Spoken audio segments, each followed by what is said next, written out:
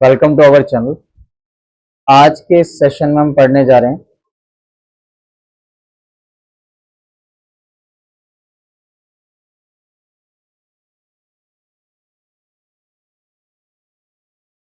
Class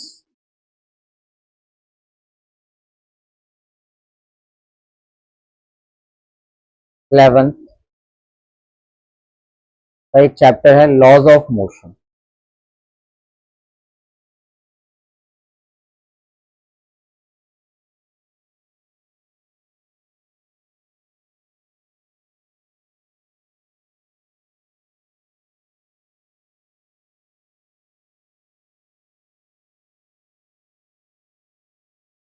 देखिए, इसकी एक क्लास हम कर चुके थे और आज की क्लास में हम जो डिस्कस करने जा रहे हैं वह है न्यूटन्स लॉज। देखिए,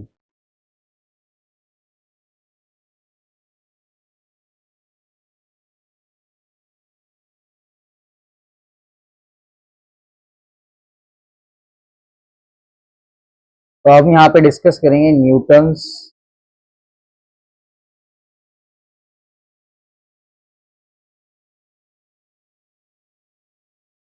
first law. First law of motion.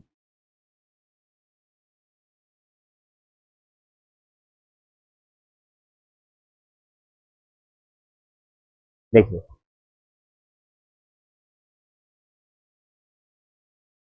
तो Newton's first law of motion में क्या बताया गया है उसको हम यहाँ पे समझते हैं।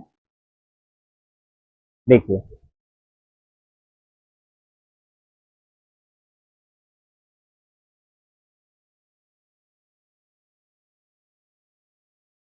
मान लीजिए एक ऑब्जेक्ट है, ये एक ऑब्जेक्ट है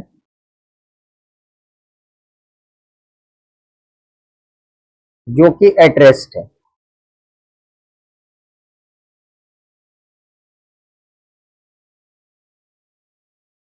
एट रेस्ट। और एक दूसरा ऑब्जेक्ट है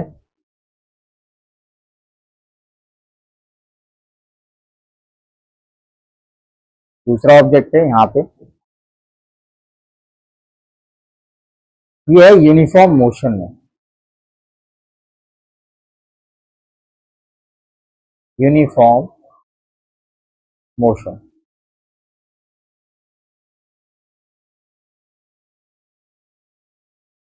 अब देखिए, एट रेस्ट का मतलब क्या होता है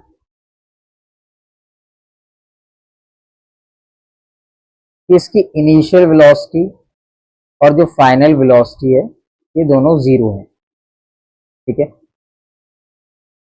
बट यूनिफॉर्म मोशन में क्या होगा कि जो इसकी इनिशियल वेलोसिटी है वही इसकी फाइनल वेलोसिटी होगी। ठीक है, तो न्यूटन फर्स्ट लॉ क्या कहते हैं, देखिए ना, कि अगर कोई ऑब्जेक्ट रेस्ट में है तो वो रेस्ट में ही रहेगा, और अगर कोई ऑब्जेक्ट यूनिफॉर्म मोशन में है तो वो यूनिफॉर्म मोशन में ही रहेगा, है ना। तो ये इनकी एक स्टेट है, इनिशियल स्टेट है ना। अगर हम इसको चेंज करना चाहते हैं, ठीक है, मान लीजिए मैं इस ऑब्जेक्ट को मोशन में लाना चाहता हूं, ठीक है, तो हम क्या करेंगे, यहाँ पे इस पे फोर्स अप्लाई करते हैं। फोर्स अप्लाई, जैसे कि मैंने आपको पिछली क्लास बताया था, हम एक एक्सटर्नल फोर्स इसके ऊपर लगाते हैं। ठीक है, और ये जो ऑब्जेक्ट है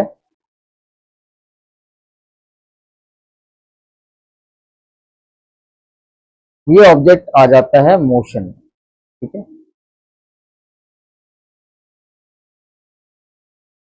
मूविंग ऑब्जेक्ट कहला रहा है ये। ठीक है, मूविंग ऑब्जेक्ट।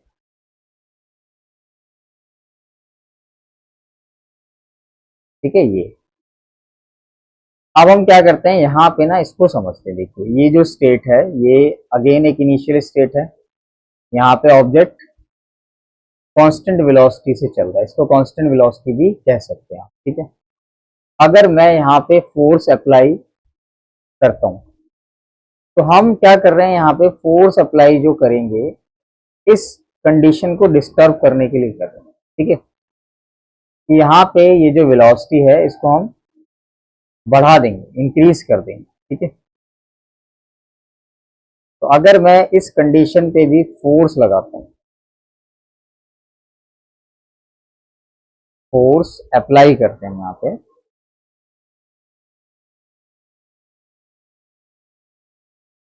तो ये ऑब्जेक्ट जो है ये अब एक्सेलरेटेड मोशन में आ जाएगा। देखिए मैं आपको एक चीज यहाँ पे और बताता हूँ। देखिए अगर आप यहाँ पर एक्सेलरेशन निकालेंगे, देखिए यार, अगर आप एक्सेलरेशन निकालेंगे तो आएगा v minus u upon t is equal to, ये जीरो आ जाएगा क्योंकि ये दोनों बराबर हैं। और थोड़ा सा अगर हम यहाँ पे फॉर्मूले का यूज कर लेते हैं, कि जो फोर्स का फॉर्मूला न्यूटन सेकेंड लॉ में आप पढ़ेंगे, हालांकि मैं इसको आगे डिस्कस करूंगा, तो आप ध्यान से देखिए यहाँ पे कोई फोर्स लग ही नहीं रही है, क्योंकि जैसे ही आप एक्सेलरेशन जीरो रखोगे m इंटू जीरो, ठीक है, तो ये वाली फोर्स आ जाएगी जीरो। ठीक है, ये कौन सी फोर्स है, इस पे नेट फोर्स लग रही है, ये जीरो आ जाएगी। ठीक है, अब आप यहाँ पे क्या कर रहे हैं कि फोर्स अप्लाई करते हैं, तो ये जो ऑब्जेक्ट है ये किस स्टेट में आ जाएगा, है ना, ये भी मोशन में आएगा, और इसको हम बोलेंगे एक्सेलरेटेड मोशन, एक्सेलरेटेड मोशन।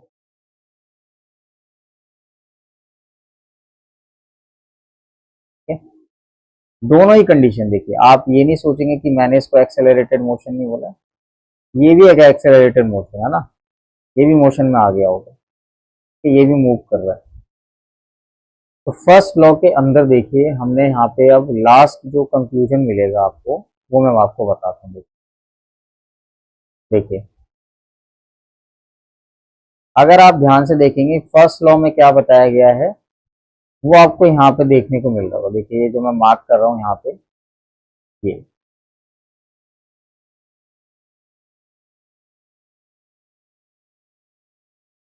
ये वो कंडीशन है। देखिए तो हमने क्या ऑब्जर्व करा कि जब किसी ऑब्जेक्ट पे फोर्स अप्लाई की जाएगी, ठीक है, तभी उसकी ओरिजिनल स्टेट को आप चेंज कर सकते हो। तो न्यूटन फर्स्ट लॉ के अंदर हमने ऑब्जर्व करा कॉज ऑफ मोशन। ठीक है, जैसे कि मैंने आपको लास्ट क्लास सिखाया था, this is the cause of motion. तो ये एक कॉमन बात है जो हमें फर्स्ट लॉ में देखने को मिल रही है। ठीक है, न्यूटन फर्स्ट लॉ में आप इसको इस तरह से समझ सकते हैं कि हम जब फोर्स अप्लाई करते हैं तो वो एक एक्सेलरेटेड मोशन कहलाता है। ठीक है, ये जो होता है एक्सेलरेटेड मोशन, जैसे आप देख रहे हैं ये ऑब्जेक्ट भी किसमें है, एक एक्सेलरेटेड मोशन में है। ठीक, और अब मैं इसके ऊपर आपको कुछ पॉइंट बताता हूँ। देखिए देखिए इस स्लाइड में हम यहाँ पे पहला पॉइंट नोट करते हैं। फर्स्ट पॉइंट देखिए, तो Newton's first law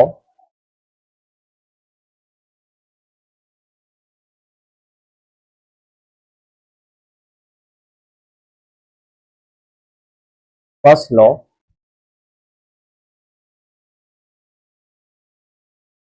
defines force, defines force as an external agent।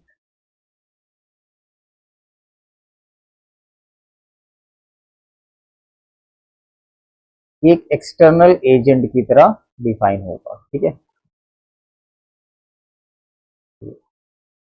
Second point, this law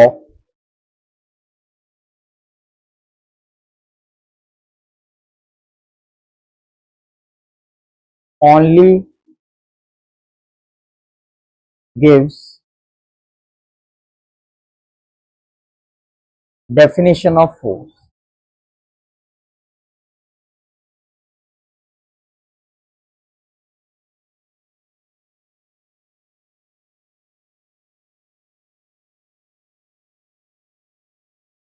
definition of force.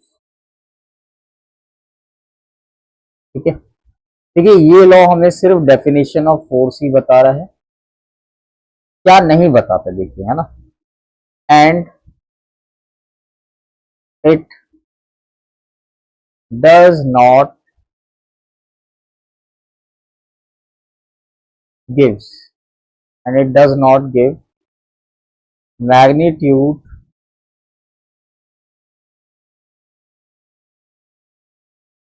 Magnitude of force.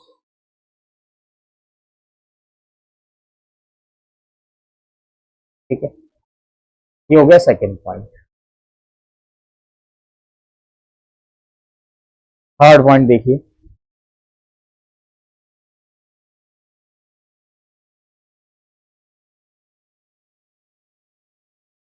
Third point में हम क्या बता रहे हैं, this law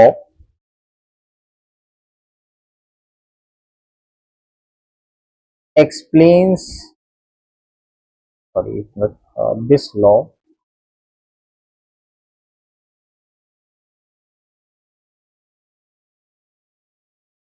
explains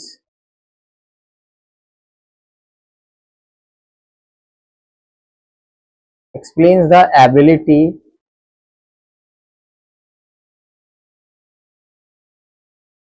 ability or property of an object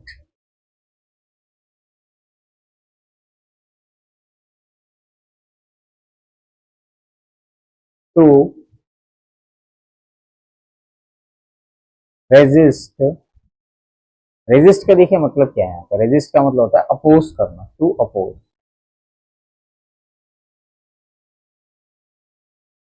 है ना। To resist a change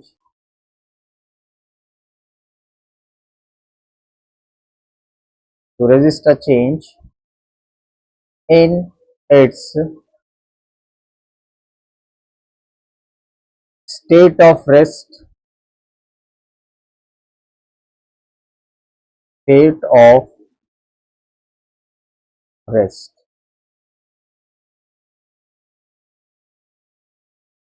or state of uniform motion.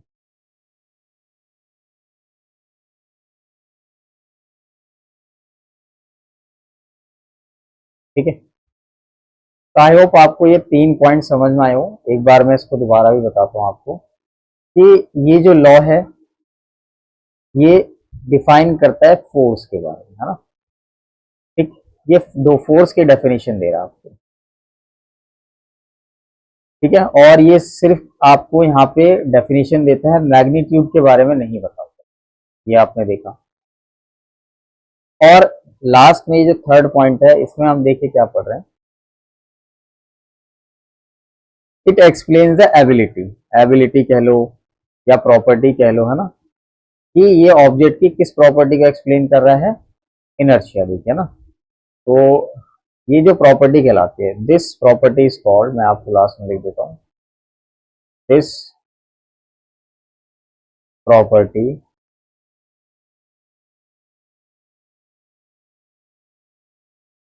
Is called inertia. ठीक है, ये इनर्शिया कहलाती है।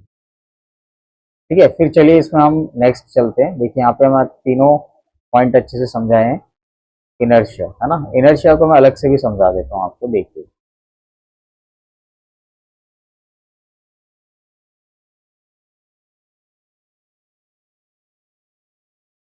देखिए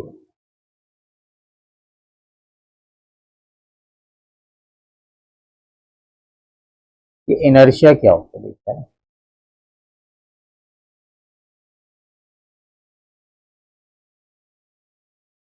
देखिए इनर्शिया का मतलब हो गया property of an object,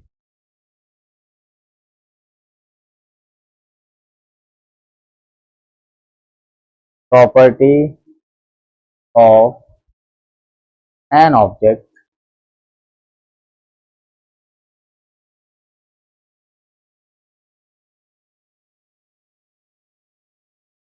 to resist, ठीक है, टू रेजिस्ट। अब किस तरह की ये प्रॉपर्टी है ना, उसको आपने एक एग्जांपल से समझिए। देखिए, मान लीजिए हमारे पास एक फुटबॉल है, ठीक है, कोई नहीं, मैं इसको एक बार आपको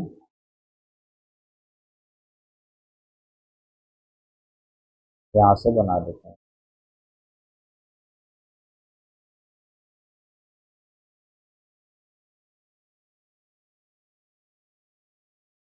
देखिए, मान लीजिए एक फुटबॉल है, ठीक है,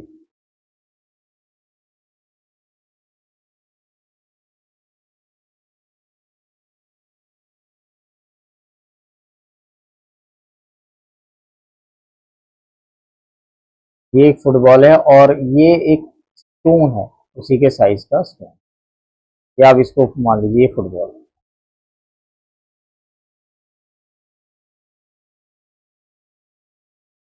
ये है फुटबॉल, ठीक। और देखिए ये क्या है, ये है यहाँ पे स्टोन। अब देखिए, जैसे आपने फर्स्ट लॉ में सीखा था ना, बिल्कुल वैसे ही आप यहाँ पे भी समझ सकते हैं। ठीक है, मैं आपको यहाँ पे बताता हूँ कि अगर हम यहाँ पे इन दोनों के ऊपर फोर्स लगाते हैं ना, ठीक है, फोर्स अप्लाई करते हैं यहाँ पे, इसके ऊपर भी फोर्स लगाते हैं। देखिए, तो आप एक चीज नोटिस करेंगे यहाँ पे कि ये जो स्टोन है ना, सबसे पहले मैं एक बार दोबारा आपको ये बताता हूँ कि ये दोनों स्टोन जो है, स्टोन और ये जो फुटबॉल है, ये दोनों एट रेस्ट है, ठीक है, एट रेस्ट। ये भी रेस्ट में है और ये भी रेस्ट में, ठीक है। अब जैसे आप फोर्स अप्लाई करते हो तो आप क्या देखेंगे कि जो स्टोन है ये तो मोशन में आ जाता है, ठीक है, लेकिन ये जो फुटबॉल है, सॉरी, इसमें हम जो यहाँ पे फोर्स अप्लाई कर रहे हैं वो मान लीजिए जैसे एक बार ही आपने किक लगाई, तो ये जो फुटबॉल है ये बहुत जल्दी मोशन में आ जाती है, ठीक है, लेकिन ये जो स्टोन ये एट रेस्ट में ही रहता है ना। तो हमने यहाँ पे क्या देखा कि ये जो इनके ओरिजिनल स्टेट है, एट रेस्ट, है ना, एट रेस्ट, ठीक, इसमें ये स्टोन जो है वो ज्यादा अपोज कर रहा है, ठीक है। तो आप ये कह सकते हैं यहाँ पे अपोजिशन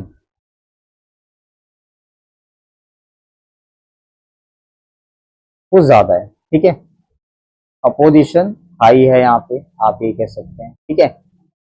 और फुटबॉल के केस में देखिए, फुटबॉल के केस में क्या है, ये अपोजिशन लो है,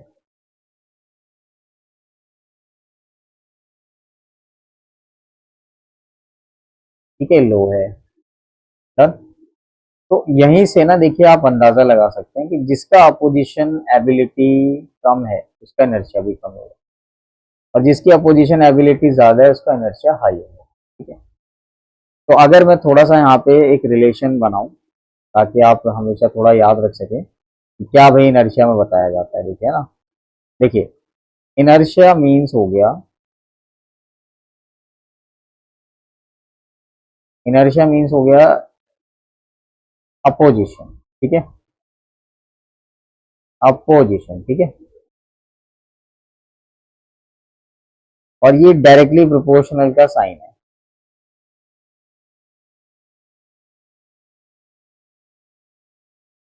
डायरेक्टली प्रोपोर्शनल, ठीक है, और opposition is proportional to mass, ठीक है।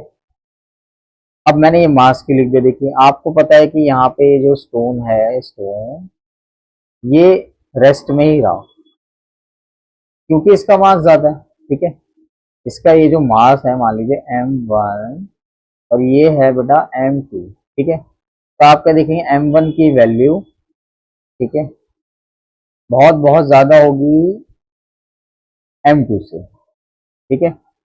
ये रिलेशनशिप है यहाँ पे। तो ये अपोजिशन वाली एबिलिटी ज्यादा क्यों आ रही है स्टोन में, है ना, ये डिपेंड करता है मास के ऊपर। जिसका मास ज्यादा होगा उसका इनर्शिया ज्यादा होगा। तो आपको ना ये जो वर्ड होता है कि भाई अपोजिशन, इसको थोड़ा सा ध्यान से रखिए दिमाग में, तो आपको आसानी से समझ में आ जाएगा। फिर आप क्या करते हैं ना, एक रिलेशन डायरेक्ट भी बना सकते हैं, वो मैं आपको यहाँ बता देता हूँ। देखिए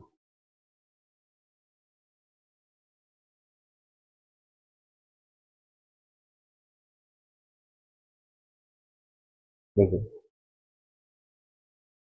आप इसको यहाँ पे भी लिख सकते हैं कि भाई इनर्शिया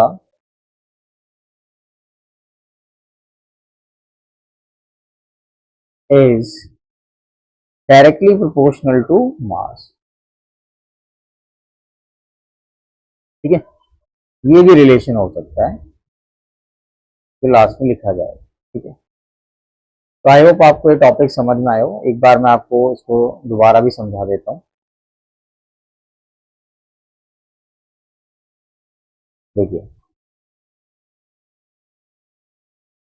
देखिए यहाँ पे ये इनर्शिया, तो इनर्शिया क्या होता है, देखिए property of an object to resist, है ना, रेजिस्ट करने की एबिलिटी होती है, विरोध करने की क्षमता कहलाती है, ठीक है।